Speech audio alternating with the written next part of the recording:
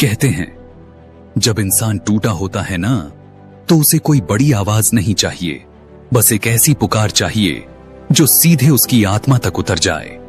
और आज मैं तुम्हें वही पुकार सुनाने वाला हूं, शिव महापुराण की पवित्र कथा। एक ऐसी कथा जो जन्म देती है शक्ति को, जागृत करती है चेतना को और मिटा देती है हर अंधकार। कहते हैं जब संसार की रचना भी नहीं हुई थी, ना आकाश था, ना पृथ्वी, ना समय, ना दिशा, सिर्फ शून्य था।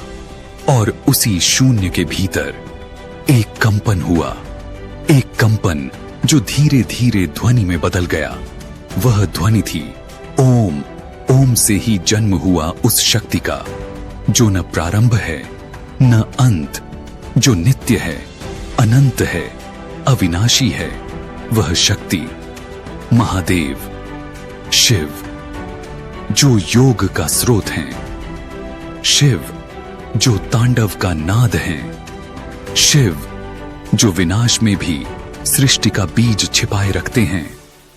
शिव महापुराण कहता है जब संसार दिशाहीन हो जाए, जब मनुष्य अपने कर्मों में भटक जाए, जब आसुरी शक्ति हाहाकार मचाने लगे, तब महादेव स्वयं प्रकट होकर धर्म की रक्षा करते हैं।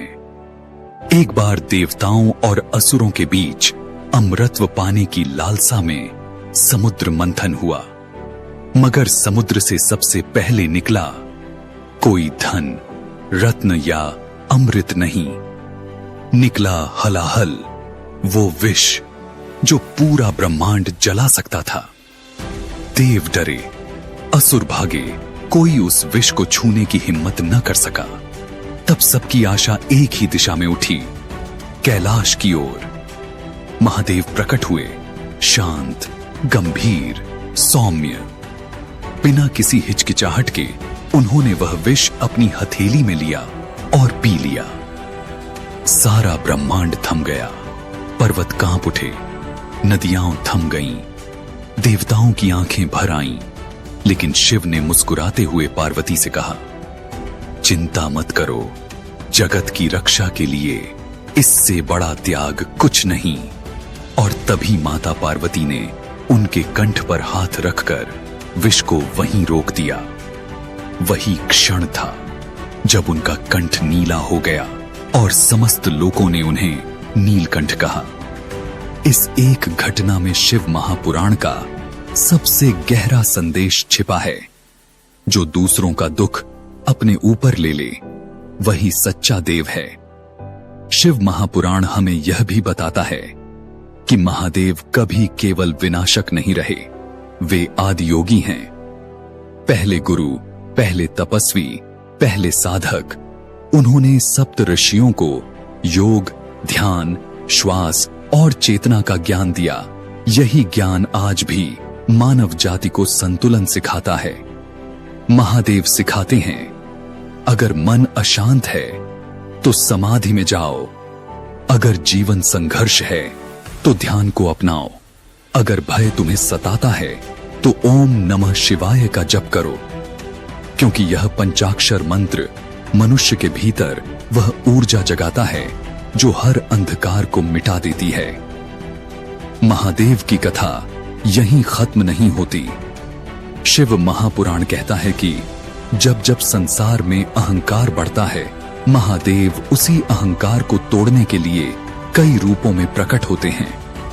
एक बार ब्रह्मा और विष्णु दोनों यह तय करने लगे कि सबसे श्रेष्ठ कौन है।